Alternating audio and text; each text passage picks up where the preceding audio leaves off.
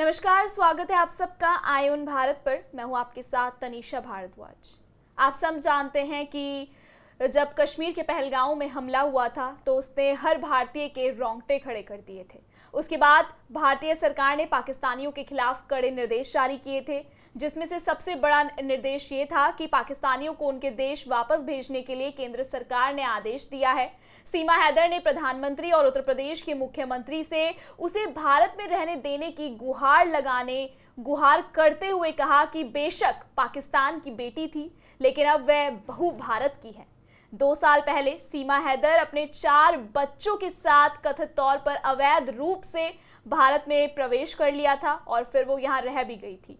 हम सबको एक कंट्रोवर्सी याद हुई थी कि किस तरीके से वो आ गई थी भारत में और रह रही थी। कई सारे आरोप सीमा हैदर पे लगे थे कि हो सकता है वो पाकिस्तान की कोई एजेंट हो और वो राम मंदिर यहाँ पर बन रहा है उसके खिलाफ कोई एजेंडा लेकर आई हो। इन सब के बावजूद उन्होंने अपना प्यार साबित किया और वो यहाँ पर रही। लेकिन अब जो पहलगाम में हुआ उसके बाद भारतीय सरकार ने कड़ा निर्देश दे दिया है। इसके बीच सीमा हैदर ने गुहार लगाई है सीमा हैदर गुहार लगा रही है सीएम योगी से और प्रधानमंत्री से।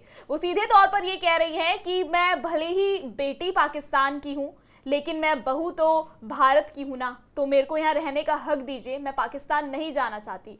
और आपको एक बात और बता दें, अभी मार्च में ही सीमा हैदर ने एक बेटी को भी जन्म दिया था, जिसकी कंट्रोवर्सी सोशल मीडिया पर चल रही है। सोशल मीडिया पर लोग कह रहे हैं कि सीमा हैदर की बेटी को भारतीय नागरिकता मिलेगी या फिर उन्हें पाकिस्तान की नागरिकता मिलेगी। उनकी बेटी पाकिस्तानी होगी या भारतीय होगी?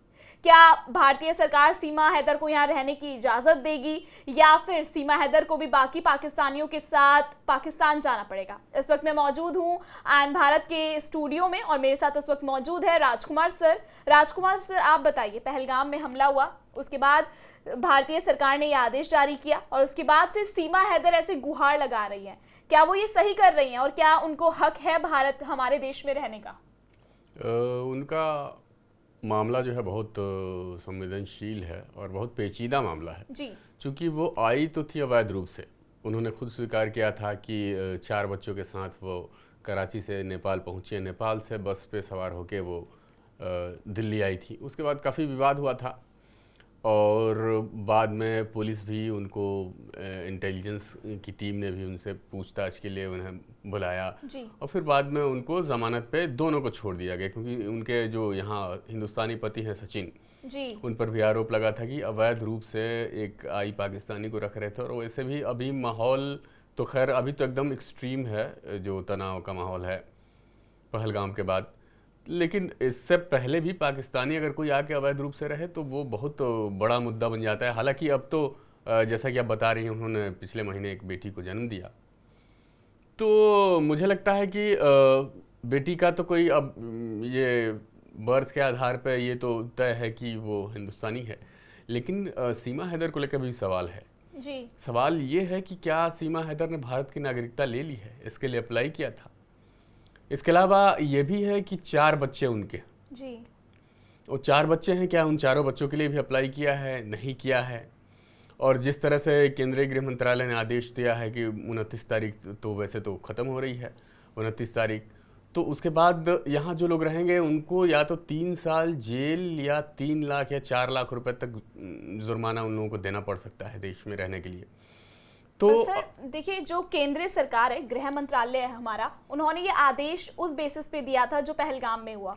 हर भारतीय के रोंगटे खड़े हो गए थे। उनको बोला गया कि आप हिंदू हैं तो गोलियां चला दी, तो उसके आधार पर ये आदेश दिया गया था। लेकिन जनता भी सही सवाल पूछ रही है, जब हर पाकिस्तानी को बाहर भेजा जा रहा है, उनके देश भेजा जा रहा है, उनके वीज़ा रद्द किए जा रहे हैं, तो सीमा हैदर पे ये पॉलिसी लागू होनी चाहिए या नहीं? और अगर होनी चाहिए तो अगर नहीं होती है तो क्यों नहीं होनी चाहिए? है तो सीमा हैदर भी पाकिस्तानी ही ना, भले ही भारत में रह रही हैं पर उनका भी तो जन्म वहीं हुआ है, बेटी तो वो वहीं की है। बेशक बेशक। अभी तो सरकार ने जो है देखिए पूरा सीधे तौर पे एकदम जिनका वीज़ा था, जो मेडिकल वीज़ा पे इमरजेंसी पे आए थे, उनका वीज़ा भी रद्द कर दिया गया है। 1 हफ्ते का एक्सटेंशन दिया गया है जो गंभीर रूप से बीमार हैं, जो लोग यहाँ अस्पतालों में भर्ती हैं। इसके अलावा बाकी जो तमाम वीज़ा थे इमीडिएट इफेक्ट से उसको 48 घंटे में रद्द कर दिया गया है।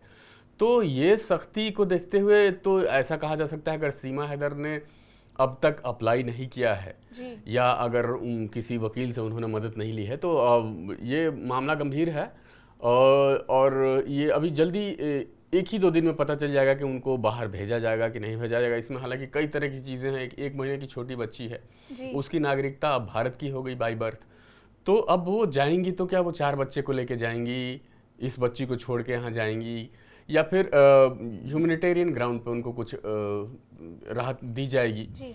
सर, लेकिन एक एंगल ना इस पे और निकल के आ रहा है, देश के लोग ये भी बोल रहे हैं और सीमा हैदर ने भी ये बात इंस्टाग्राम पोस्ट में बोली है कि वो पाकिस्तान नहीं जाना चाहती, वो भारत में खुद को सुरक्षित महसूस करती है। पाकिस्तान गई तो उनको भी नहीं पता उनके साथ पाकिस्तान कैसा व्यवहार करेगा, उनकी जान को खतरा हो सकता है, उनके बच्चों को खतरा हो सकता है, क्योंकि इतने समय से वो पाकिस्तान में रह रही थी। और एक और एंगल हम भारतीय लोग देखते हैं, लोग ये कहते हैं कि उनका पाकिस्तान से अभी भी कनेक्शन है, भारत में क्या हो रहा है वो सारी चीजें पाकिस्तान में बताती है। इन दोनों बातों में कितनी सच्चाई आपको लगती है? देखिए, ये दोनों बातें अलग अलग हैं। जैसे कि अब ये सोशल मीडिया पे क्या चल रहा है, लोग क्या कह रहे हैं, इससे न कानून चलता है न उस पर फैसले लिए जाते हैं। कहने को सब आज़ाद है, किसी को कोई भी कुछ कह सकता है, लेकिन जहाँ तक वहाँ जाने का सवाल है, तो अगर उन्होंने कोई पेपर वर्क नहीं किया है यहाँ हिंदुस्तान की नागरिकता को लेके, तो ये निश्चित तौर पे उनको जाना पड़ेगा। और दूसरी बात, जहाँ सोशल मीडिया की बात है, तो सोशल मीडिया पे तो भाई आजकल बहुत सारी चीज़ें कही जा रही हैं, तो उनके बारे में भी जो है कहा जाए तो कोई बड़ी बात नहीं है। लेकिन हाँ, अभी जिस तरह की सख्ती है, अगर उन्होंने पेपर वर्क के लिए अप्लाई नहीं किया है तो वो क्या अपील करती हैं, ये अपील पे इस समय सुनवाई नहीं होगी कि माहौल बहुत टेंस है। जिस तरह से 26 लोगों की हत्याएं की गई हैं वहाँ पे, तो वो अगर सिर्फ अपील कर दें योगी जी से या मोदी जी से तो उनको माफ़ कर दिया जाए या फिर उनको राहत दे दी जाए, इस तरह का कुछ होगा नहीं। और मुझे लगता है कि जब आई थी उनको, इन लोगों को जब ज़मानत मिली थी, तब उन्होंने एक वकील किया था, तो उस वकील ने भी उन लोगों को समझाया ज़रूर होगा कि हाँ, क्या क्या आप लोगों को बेशक वो आए अवैध तरीके से, लेकिन उसके लिए उनको क्या क्या चीज़ें डॉक्यूमेंटेशन पूरा करना होगा, भारतीय नागरिकता के लिए अप्लाई करना होगा, बच्चों के लिए भी करना होगा, तो उन्होंने किया ज़रूर होगा इस तरह से। और अपील करने का तो कोई असर नहीं होगा, लेकिन अगर नहीं किया होगा तो 1-2 दिन में तो पता चल जाएगा कि क्या होता है क्या नहीं होता है।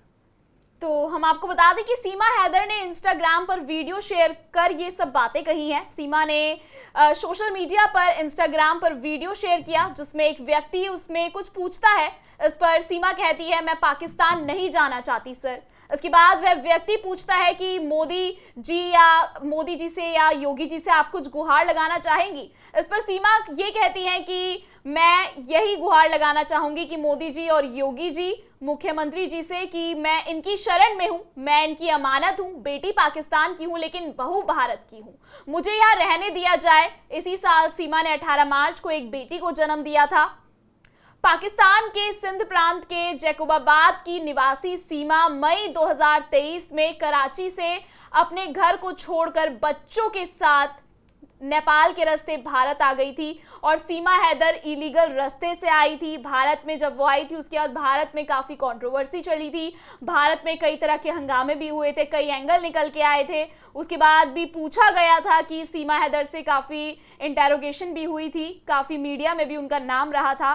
लेकिन अब सवाल यही है कि बाकी पाकिस्तानियों की तरह सीमा हैदर के साथ भी वो सलूक किया जाएगा या नहीं।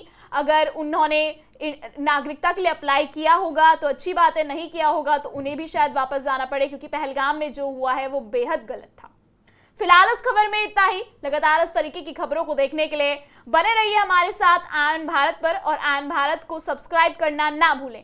इस पूरे मामले पर आप क्या राय रखते हैं, कमेंट सेक्शन में अपनी राय हमें जरूर बताइएगा।